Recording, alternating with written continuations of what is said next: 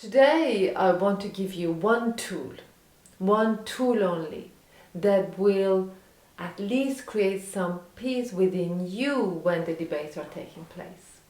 So when you are actually talking to somebody who doesn't share your viewpoints, who is not thinking how you are thinking, that you can maintain your own cool within yourself, as to not lose the conversation, not have to cut the conversation, not have to shut from the other person. But you can stay there present with the other person and be with them. Not cut the love, as they say. And that one tool is, surprise, surprise, within the body. Now, if you've been watching my video, you know that I refer a lot to the body, because believe you me, for many, many years I worked a lot with my head. I still do, and I still need to. But I know that it's very, very hard, much harder to work with something that is not as tangible, not as measurable, not as feelable as the body. And that one tool that I want to give you for a peaceful way of debating is the tongue. I want to talk to you about the tongue, because it seems, and I've felt it, and I have experimented it, played with the idea, when we are very much in our mind, when we are very active, and when, especially when, we want to communicate what's coming through verbally, the tongue can literally get itself in knots. So as the other person is saying their viewpoints and you're not agreeing with them, and you want to say your point as quickly as you possibly can, check your tongue. The tongue is tight like no man's business. It's like this. It's practically stopping you from breathing. It's suffocating you inside. And what you feel is that the other person is the cause of it, your aggravation. It's the other person that is making me feel how I'm feeling. Okay, the other person is disagreeing and it's not very pleasant. But the person that is making you feel really awful is yourself. You are holding your tongue in this kind of feeling.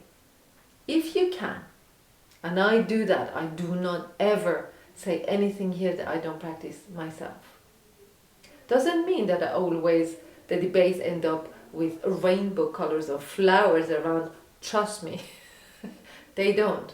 Because as much as I can control my tongue, I cannot control others. So, what happens during the debate? Check your tongue. And even for nanoseconds, or better yet, 3 to 5 seconds, let the tongue rest in your mouth. As if you had nothing to say, let it rest. Lazy, sleeping in the mouth. And then, hear the other. And then, if you have something to say it. But you will be saying it from a place of groundedness, from a place of strength, and from a place that at least you are living and you at least are in peace.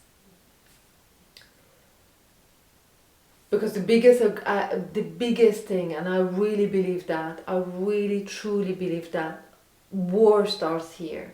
It starts with me. It starts when I lose my cool completely. And I'm not saying not to be activist and doing things and making the difference. But I believe that it's possible to do it peacefully. I believe that we can actually do it without cutting other people's throat who might not be in agreement. It's much more, it's much better, it's a much more efficient way of influencing somebody else from a place of strength and clarity than it is to do it from a place of emotion and anger. I'm going to punch you in the face if you don't agree with me. I hate you because you don't agree with me.